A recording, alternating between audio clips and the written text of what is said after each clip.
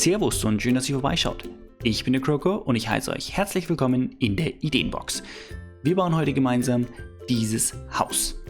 Und ich kann euch schon so viel verraten, wir haben eine echt schöne Location dafür gefunden. Packen wir's an. Schaut euch mal diese Location an. Wenn das nicht mega cool ist.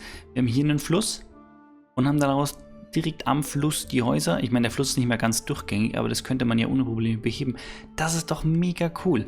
Ich packe euch den Seed und die Koordinaten in die Videobeschreibung, dass ihr euch das anschauen könnt. Und falls jemand sagt, hey, das kenne ich doch, könnte sein, dass euch ein paar Sachen bekannt vorkommen, denn hier haben wir bereits ein Haus gebaut.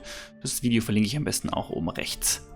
Okay, legen wir jetzt endlich los und zwar fangen wir hier vorne an. Das Schöne daran, wenn man mitten in einem Dorf baut, ist, dass man eigentlich nie alleine baut. Okay? Und jetzt schauen wir uns gleich mal hier an, die Stelle, an der das Fundament liegt. Und ich blende euch mal wieder die Zahlen ein, wie immer, so dass ihr jetzt pausieren könnt und dann einfach mal den Grundriss hier nachbauen. Dann müssen wir das nicht Block für Block gemeinsam machen. Das ist so geil, der Villager. Gut, und dann gehen wir auch schon dazu über, hier weiterzubauen und fangen hier an den Ecken an. Dort kommen immer jeweils 4 Stück oben drauf. Übrigens nochmal so als kleiner Tipp, falls ihr das Fundament noch nicht gebaut habt, ihr könnt das Fundament auch eins vom Boden wegbauen. Dann habt ihr auch schon mal den ersten Layer. Ich baue es am Boden, damit ich dann mit euch quasi Stück für Stück alles aufbauen kann. Wir bauen jetzt halt auf fast allen Pfeilern 4 weitere oben drauf, bis auf die 4 hier in der Mitte. Und ich denke mal, ihr könnt es schon ahnen, das wird ein Turm. Und dafür gehen wir hier nicht 4, sondern 4, 5, 6, 7, 8, 9, 10 nach oben. An den anderen 3 Stellen ebenfalls. Wenn wir ehrlich sind, schaut das Ganze schon irgendwie nach einem Haus aus. Wir können uns alles schon was vorstellen. Und jetzt machen wir direkt weiter mit der Balkenlage. Ich fange an einer Ecke an und verbinde hier die Balken untereinander. So, und lasse sie immer nach außen 1 überstehen. Ich denke, die Methode, nach der wir hier bauen, die werden viele von euch schon in anderen Videos gesehen haben. Das ist jetzt nichts Neues, kein großes Hexenwerk, aber so ein Haus habe ich noch nie gebaut. Ich denke, deswegen kann ich es auch meiner Sammlung hinzufügen. Also, wir verbinden das hier schön weiter. Normalerweise würde ich jetzt einen Cut machen, aber wir springen gleich oben an den Turm. Deswegen rentiert es sich jetzt nicht für 5 Sekunden hier zu schneiden. Hier nur 1 weiter, weil hier kommt gleich unsere Wand rein. So, und jetzt sind wir auch schon oben beim Turm. Da machen wir das genau gleiche, halt nur in 10 Block Höhe. Nun kommen wir zum Dach und wundert euch nicht, dass hier so viele Villager rumlaufen. Ich habe da was ausprobiert. Mal schauen, ob das was wird. Wenn ja, dann kriegt ihr es am Ende des Videos zu sehen. Wenn nein, bleibt es für immer ein Mysterium. Okay, machen wir hier weiter im Text. Es funktioniert wie folgt. Wir bringen hier eine Treppe an, hier, fangen hier außen mit Schwarzeichenholz an, machen hier das gleiche und gehen dann hier, machen wir hier einen ganzen Block und hier gehen wir dann rauf.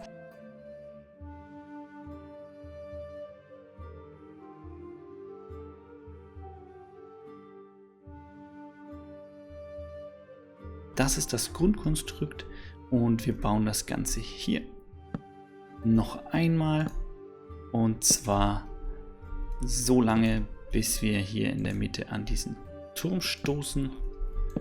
Und damit wir auch wissen, wie weit wir bauen müssen, ziehen wir hier schon mal die halbe Stufen rüber. Zack und so. Und dann stimmt das hier auch. Und jetzt brauchen wir das Ganze natürlich hier noch an der Außenseite. Wir machen das hier natürlich genau gleich wie hier. So. Also nicht irritieren lassen, dass hier was passiert. Das werden wir nachher dann anpassen. Als allererstes ignorieren wir mal diesen Anbau. Den werden wir gleich sinnvoll einbinden und bauen jetzt hier auf der Seite ebenfalls unser Dachgerüst.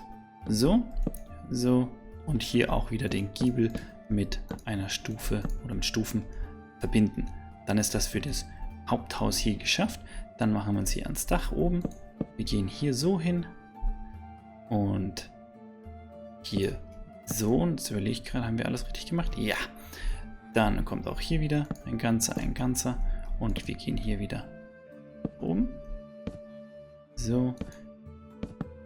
So. So, halben Block hier rein und hier. Und jetzt machen wir das Ganze mittig noch einmal hier und am Rand hier und verbinden den Giebel dann wieder mit Stufen. Nun ist auch das Dach des Turms fertig und uns fehlt quasi nur noch der Anbau. Dafür gehen wir hier hin, bringen 2 halbe übereinander an, einen ganzen, 2 halbe, 2 halbe, 2 halbe, einen ganzen und einen halben. Dann gehen wir hier an diese Stelle, versetzt wieder zur Seite, bringen hier einen halben an, also 2 halbe, einen ganzen, 2 halbe, 2 halbe, 2 halbe, einen ganzen, den halben hier vorne. Als nächstes füllen wir sämtliche Löcher im Dach mit normalem Eichenholz. Dafür gehen wir hier hin, platzieren das erste, machen hier mal eine Reihe, dann gehen wir hier rein, platzieren hier eine Reihe, hier, es reichen hier wirklich halbe, alles was an Problemen nachher auftaucht, wo wir ganze Blöcke brauchen, können wir später ohne Probleme von innen austauschen, hier ebenfalls halbe. Aber als allererstes würde ich halbe setzen, weil wenn wir später Innenausbau machen, oder wenn ihr später den Innenausbau macht, dann kann man selber entscheiden, ob man das hier hübsch findet oder nicht. Und ich denke, dass es sogar sehr gut ist, wenn das so ausschaut. Dann hat es irgendwie ein bisschen mehr Dreidimensionalität hier. Was man sich überlegen kann, ist, ob man... Nee, ich glaube, in dem Bereich schaut es echt ganz gut aus. Jetzt an der Stelle ist es interessant, hier gehen wir nämlich bis an das Dach hier ran. Hier setzen wir mal den allerersten Block nur damit wir sehen, wo wir hinkommen. Sehen aber gleich, hier macht ein ganzer Block mehr Sinn. Und dann gehen wir hier eins weiter rauf, damit wir gleich sehen, wie wir hier anschließen können. Hier ebenfalls dann halbe Blockreihe, kommen wir genau hier raus. Perfekt, so wollen wir das. Halt den nicht. So, wunderbar. Und ab hier können wir weitermachen mit Eichenholztreppen, die wir einfach bis rauflaufen lassen. Und ich denke, ich muss jetzt nicht mehr allzu viel erklären. Es ist recht selbsterklärend, wie wir hier weiter vorgehen. Es ist nicht ganz selbsterklärend, wie wir den Block hier bauen. Von unten am besten, wie es ausschaut. Zack.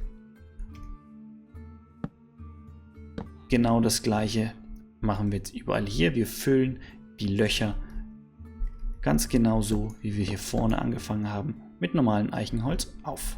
Und wir dürfen natürlich nicht den Turm vergessen. Zugegeben, ich hätte ihn fast vergessen. Zum Glück schwebt er ganz oben und wenn man ein Stück Abstand nimmt vom Gebäude, dann merkt man, dass es einen Turm auch noch gibt. Also es ist vielleicht etwas ungewöhnlich in der Architektur, dass man das Dach baut, bevor man die Wände hat, aber wir bauen hier kreuz und quer, wir sind schließlich hier in Minecraft und deswegen setzen wir jetzt die Wände ein und in allererster Linie ziehen wir die Wände natürlich wieder nur so hoch, wie wir müssen, damit es von außen her... Hörst du auf, mich bei der Arbeit zu stören? Ja, ich weiß, bist du ein Steinmetz? Nicht wirklich. Genau, wir ziehen die Wände nur so hoch, wie wir müssen, damit es von außen richtig erscheint. Und zwar schauen wir deswegen erstmal nur aufs Äußere, dass wir innen einfach den maximalen Platz für Inneneinrichtung uns erhalten. Auch wenn wir jetzt in dem Fall kein Inneneinrichtungsvideo machen werden, weil ich nur mit euch das Äußere baue, ist es trotzdem wichtig, auf solche Details zu achten, dass wenn ihr später mal baut, dass ihr dann auch genau wisst, wieso ich welche Dinge wie mache. Also deswegen nochmal die Erklärung. Ich baue immer erst die Außenwände minimal, dass es von außen richtig ausschaut und gehe dann innen rein und schaue mir von innen nochmal alles an und kläre dann von innen, was noch gebaut werden muss und was nicht, weil eventuell gibt es dann irgendwelche Öffnungen oder ähnliches, die man für kleine Schränke, Stauräume oder Werkbänke oder was weiß ich, man kann oftmals so kleine Ecken noch nutzen. Also zum Beispiel eine Ecke ist hier zum Beispiel diese Ecke hier. Ich hatte erst überlegt, ob ich hier bündig die Wand mache, aber ich dachte mir, es wäre irgendwie schöner, wenn die außen steht. Habe ich hier noch eine kleine Ecke. Vielleicht kann man da später eine Truhe reinstellen. Auch hier oben, ich gehe jetzt nicht bis zur Decke rauf, obwohl das wahrscheinlich später notwendig wird. Sondern ich gehe nur bis hier zu der Kante. Ich kann dann später hier noch irgendwelche Verzierungen reinmachen, indem ich zum Beispiel eine Treppenkante anbringe oder ähnliches. Genau, das sieht man dann eben alles im nächsten Zuge. Und ich muss mir natürlich jetzt hier dann für den Giebel was einfallen lassen. Kommen wir gleich dazu. Aber jetzt ziehen wir erstmal hier die Wand auf dem Boden hier fertig. Das war der Teil, der mit Cobblestone gemacht wird, also Bruchstein. Und jetzt machen wir noch den Teil, den wir mit Eichenholzbrettern machen wollen. Das ist der hier. So, und auf der anderen Seite im Turm ebenfalls. Und wieder mal keine Sorge, Fenster bauen wir natürlich auch noch ein, aber eins nach dem anderen. Oh, schaut mal, wir haben hier 2 Steinwände vergessen. Und auch hier gilt es wieder, die Wände nicht bis ganz nach unten ziehen.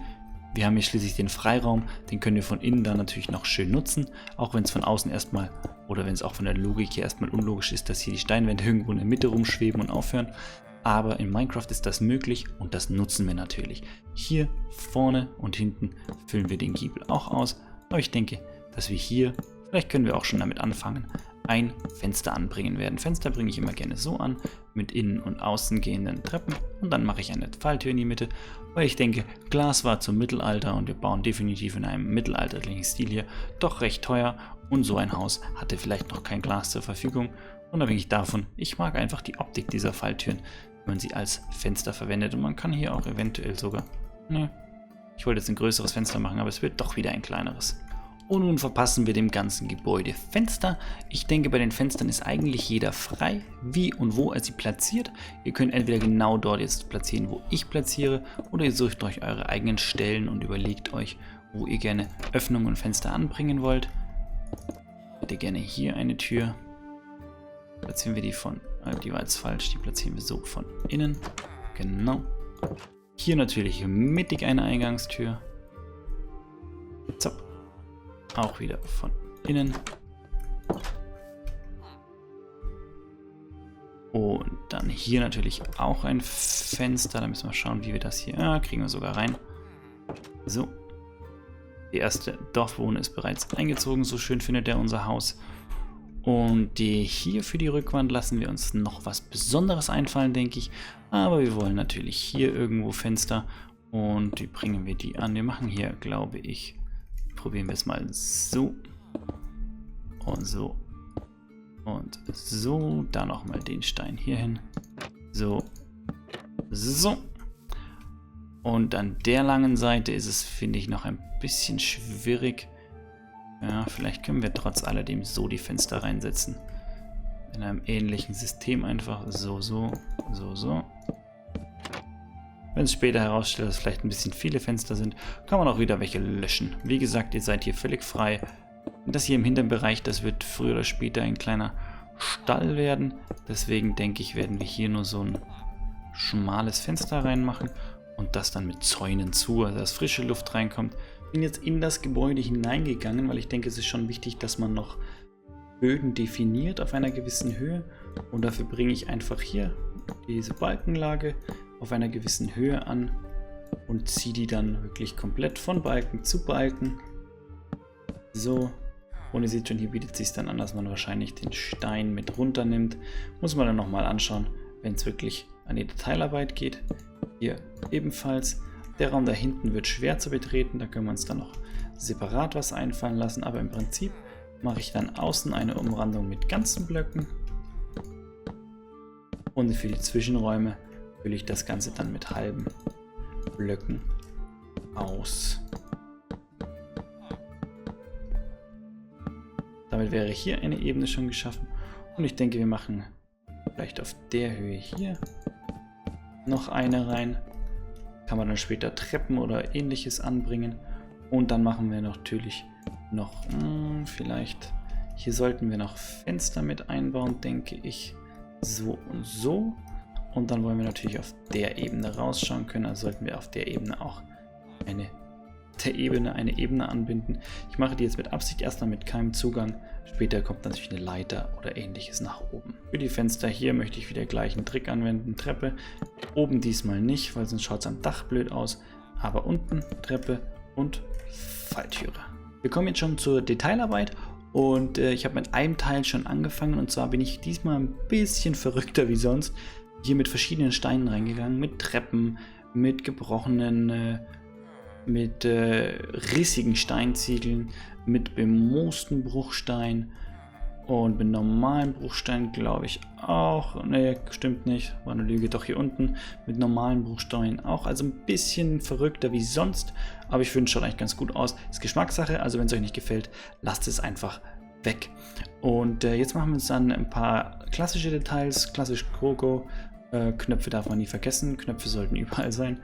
Ich bringe immer gerne hier in der Mauer noch ein paar an, einfach nur um so ein bisschen die Steine nach vorne kommen zu lassen. Aber wichtig, ihr habt es gerade gesehen, wir bauen hier an jedes Ende bauen wir so einen, wie so ein Nagel, eine Verankerung oder ähnliches. Das kennt ihr ja schon von mir, habe ich schon mal gemacht. Finde ich irgendwie ganz ansprechend. Auch da gilt wieder, wem es nicht gefällt, der lässt es einfach weg. Hier fehlt noch ein Block. So. Und dann machen wir uns hier unten ran. Das sollte, ich denke mal, ein Pferdestall oder ähnliches werden. Dann hier Mauern, Zaun, Zauntür. Und wer will, kann auch hier noch,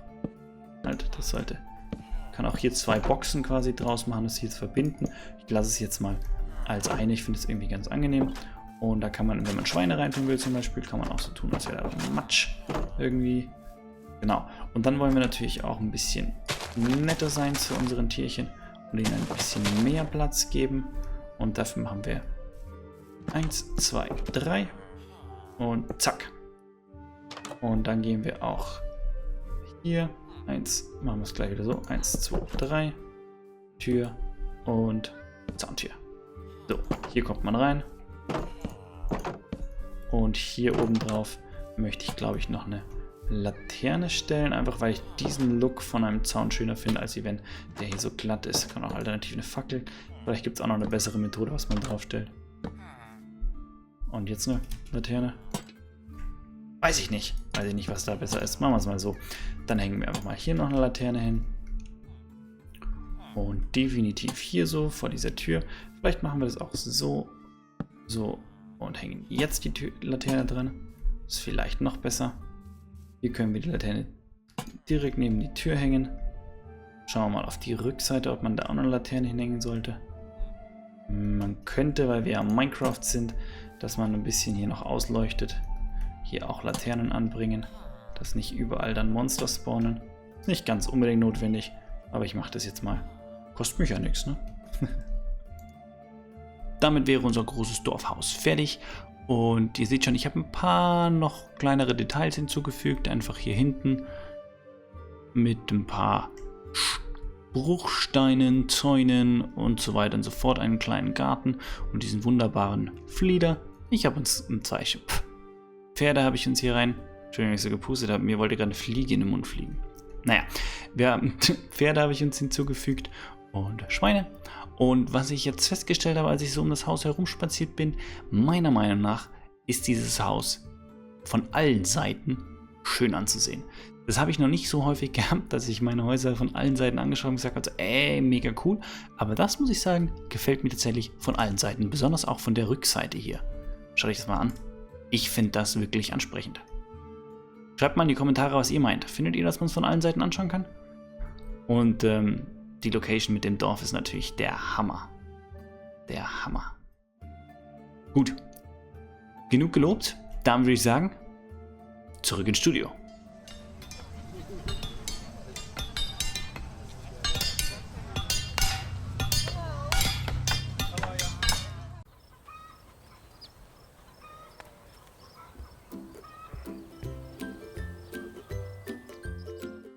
So, herzlich willkommen zurück. Ich hoffe, es hat euch gefallen und geholfen. Das war's auch schon für heute. Wenn es euch gefallen hat, dann gebt mir einen Daumen hoch. Wenn ihr mehr sehen wollt, dann vergesst nicht zu abonnieren. Macht es gut und wir sehen uns im nächsten Video. Pfiat euch!